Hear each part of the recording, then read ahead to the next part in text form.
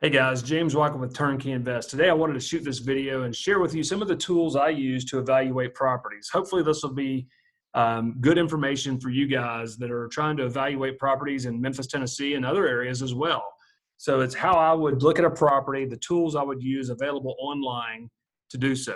So starting with Trulia. Trulia gives us a good crime map. They also have nearby shopping and things like that. But this is what I usually use Trulia for, as a crime map. The property we're looking at on this one is actually my personal house. So you can see Memphis can be very much like this, a low crime area, and not that far away, you start to see those darker blue areas. So light blue in the top right, you'll see that the light blue is the lowest crime and the dark blue is the heaviest crime. Normally, you're going to see those really dark blue areas near commercial areas or multifamily. So maybe some apartment buildings, you might see that higher crime. Anywhere you have more density, commercial shopping centers, things like that, is where you're going to see the higher crime. Now, there are neighborhoods that you'll see with the darker blue areas. Those are the C-class areas. However, let me just say this real quickly. Most of my C-class areas are not the dark blue area, and that's on purpose. So reverse engineering it, what's going to attract the good tenant. So a crime map is a good thing. So go to Trulia.com, and I'll put these links at the bottom in the description of this video. So Trulia's crime map is the first tool that I would say to be good for you guys to use.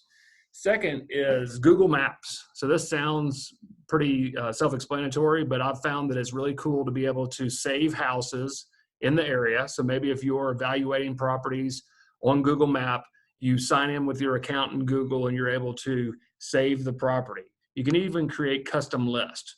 So you can create houses that you're evaluating, maybe remove them from the list if you're not considering them anymore. Properties you own. So you'd be able to pull up on Google Maps any property in any city you're working on, have them saved, learn the area of town virtually. So if you aren't in the Mid-South area, many of you are thousands of miles away, this could be a really cool tool for you just to be able to track your properties geographically and be able to label them for whatever your purposes are. So maybe, the star is your rental property and the heart is a property you're considering, or whatever it might be. That's a good tool to have. In the same picture, Google Street View. So most of you are probably using this now. What I'm looking at this community is that it looks like people are keeping their houses up. It's got sidewalks and street lamps, some pretty big trees. So that's good to know. Big trees near your house can be issues. Oh, wow, I did not even plan this. I did not plan this, but look at this, a pine tree laying on the house. Pine trees are beautiful. Pine trees are also the bane of my existence. That 35, 40-foot pine tree next to a house would be a red flag to me. And if I were buying it to turn it into a rental property, it would be in my budget to completely eradicate that pine tree from anywhere on the property. And that's the reason why. Look at that pine tree laying on the house. Wow. Getting a feel for the community, it looks like there's some 2-car garages, some 2-car carports. These look like some homeowner homes. People are taking care of their yards. They are trimming the bushes. You can tell it's an older roof, and that a lot of times might, not falling off, but a roof with some age to it. Most homeowners have a roof with some age to it. But overall, good-looking community, and it gives you a snapshot. It's not as good as being here in person, but it is a good tool.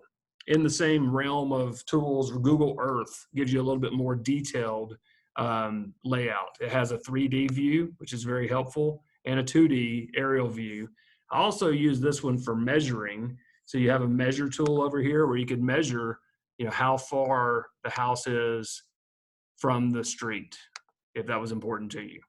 Or if, going back to the tree thing, if you were looking at a tree, how close is that tree to my house?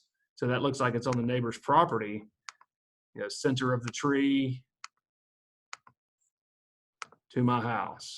So boom, boom. It's only 10 feet away, 10 meters away. So 30 feet away, the center of the tree. Great tool there, Google Earth. Google itself. So Google is a good one. So if you were buying a house in zip code 38109, One thing I might Google is Super Walmart 38109. Get the address of this local Walmart, Super Walmarts, where a lot of your tenants may be shopping. So that's why it could be important. And let's get some directions to it. So we'll just cut and paste there. And this is nowhere in the same community. I just pulled a property out of thin air. But if that was the closest Walmart, it's 21 minutes away. I happen to know there's a Super Walmart near this house as well. But it just gives you, since you're not as familiar with Memphis as I am, most likely, the ability to become familiar with.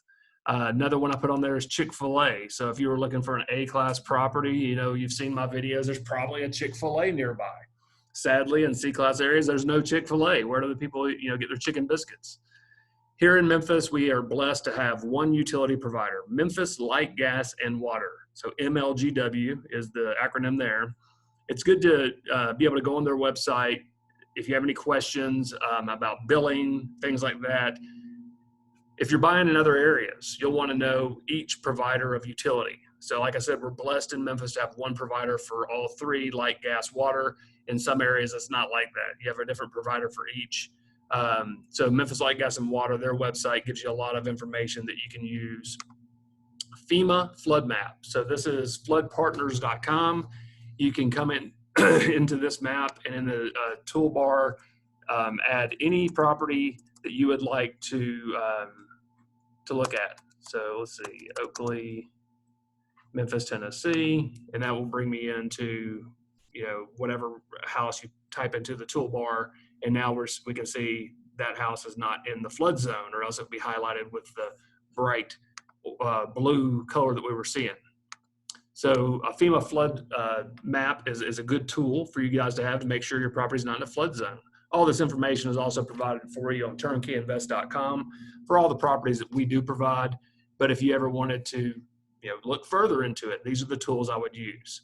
The local county assessor's site. So this Shelby County assessor site for all of the houses in the Memphis area, which is located in Shelby County. So this is a good map or website to be able to search for properties and find tax information, history about the property. There's a tax calculator. So if you wanted to know what the taxes would be on a property if you know, you were building brand new, that's where I would mostly use that one right there. Appeals. So did you know you can appeal your taxes? So if you are watching this video, you have 10 or 15 properties in Memphis with us, and our next assessment of appraised values for your taxes is coming up. You can appeal these. So reach out to me and my team if you have more interest in that. The next site I want to share with you is called Rentometer. Rentometer is a paid subscription. I have a subscription, so if you are interested in a property in another city, I'll be happy to do one or two for you. Don't send me a list of 30 or 40. But Rentometer is a helpful tool because it gives comparable rents in an area. So you just type in the target rent that you have, the bedroom count. You can give even more specifications if you wanted to narrow your search. If you have the pro account, it'll give you this report. If you don't have the pro account, you could have gotten as far as I just did. But once you've done that, it gives you actual comparables, which are sortable by the rent dollar amount, the distance by the house, so closest to and highest. And so that's how you can work that and see comparable rents in the area and get some real data on what a house should rent for. Zillow. So I might be the first person with a real estate license to ever tell someone to go to Zillow. But I'll tell you what it is good for is seeing other houses that are on the market in any area that you might have a rental property. So if I had a rental property in Whitehaven, I could zoom in and see that there's other properties renting for, you know, $1,700 a month, $1,200 a month, $1,300 a month, you know, all the prices. So what you're looking at here is your competition. It's always good to know what your competition's doing, isn't it? So Zillow, that's what I use it for, to see what my competitors, other owners of rental property, are renting their houses for. If you are a property management company nationwide and you're of any professionalism, you have your houses on Zillow because Love it or hate it, it's a huge platform for people finding houses to buy and a huge platform for people finding houses to rent. So this data that we're going to go over here is available only to real estate brokers in the Memphis area. But if you were working in another market, seek out a James there, someone with a team who could run comparable sales for you and give you this type of data. So this is MAR data. MAR stands for Memphis Area Association of Realtors. And we can plug in any address into the search bar and pull up lots of information. In my diligence vault, this is called the property data sheet. And what it gives you is everything available to a real estate broker, including past sales, tax assessment, straight from the tax assessor, history of taxes. All right, so what am I looking at during this next assessment? Let's look at the history of this property. This one has a history of actually going down a tiny bit. I wouldn't expect that in a great economy during the next assessment. So having the history of what the taxes have done year over year. Has there ever been a huge jump on this property? The answer is no. In my personal house that I live in Memphis, yes, there's been larger jumps. To explain that just briefly, in the more affluent areas, you're going to see larger increases. And in the places where we own rental homes, not so much, because you don't want to price homeowners out of their home in the lower income areas. Mortgage history. I can see everybody that's ever held a mortgage on this property. Bedroom and bathroom count from multiple sources, the most accurate coming from appraisers, by the way. This is the appraisers data. Came in on this house in 2001. It'll even tell you who the appraiser was right there. Happen to know what that code means. I know who the appraiser was. The assessor, so that's what the tax assessor has on file for your house, a little bit smaller square footage than the actual square footage.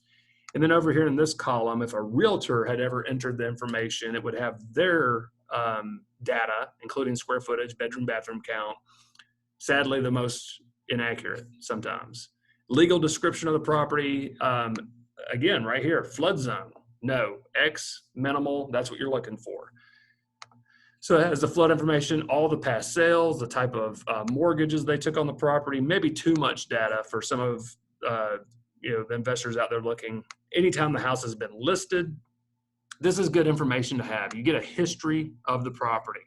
But then also in this MAR data, I can pull comparable sales. So before I ever buy a property to renovate it, then manage it as a rental property in our portfolio moving forward, I'm going to figure out what was this house worth after a major renovation, after a $30,000 new roof, new HVAC renovation.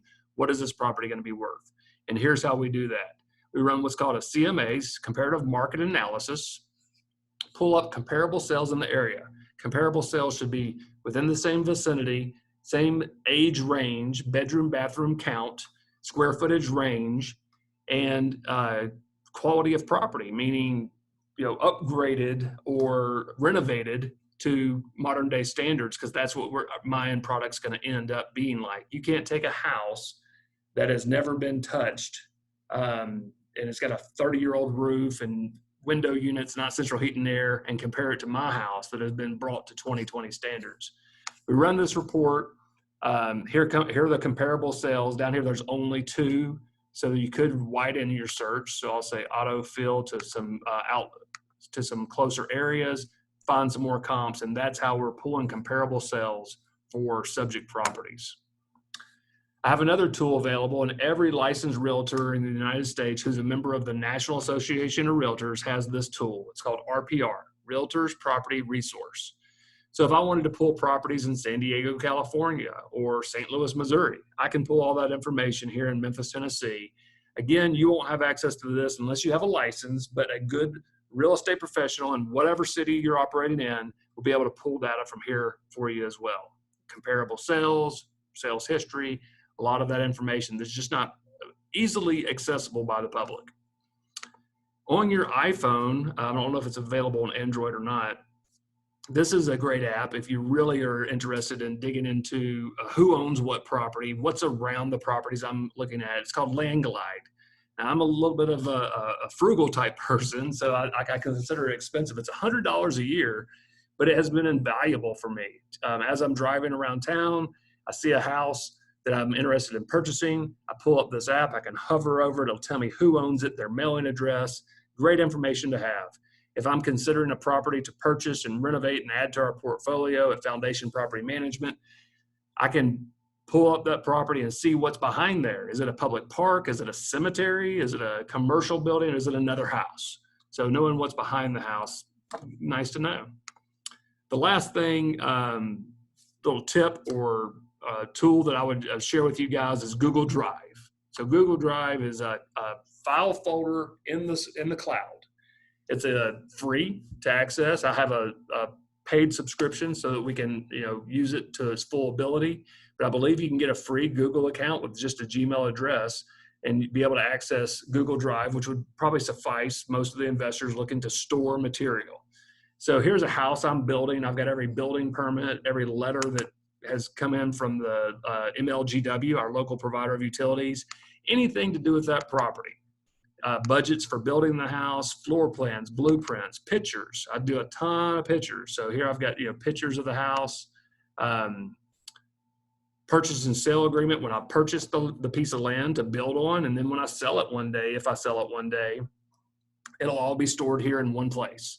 Easily searchable in the search bar. I always do it by address. So you can just put in the first 4 street numbers, 1911, or spell it out. And there you have your file folder neatly kept for everything that you might need in the future on all your properties. A lot of my investors have taken the extra step to create a Google email just for investing. So jamesrei@gmail.com, something like that. That way, all of their emails pertaining to their properties with us here at Foundation Property Management and turnkeyinvest.com go through that email. That way they can open up a Google Drive folder and store all of their information. It's pretty secure. I wouldn't say it's as secure as Dropbox or some of the other things that are available out there. But Google Drive has served me well, and hopefully that'll be a good tool for you. If you have any tools you're using, please feel free to drop them in the comments, share it with my team, and I'll share that with everyone as well. I hope this has been helpful for you. I always want you guys to be as present in Memphis, Tennessee as possible. I want to be your virtual boots on the ground. So we use FaceTime a lot. So FaceTiming with my clients is pretty common. Zoom is a good way for us to get one-on-one if you want to have a meeting with me, but you don't want to fly to Memphis. So use these tools. Let me know how they're working for you, and happy investing out there.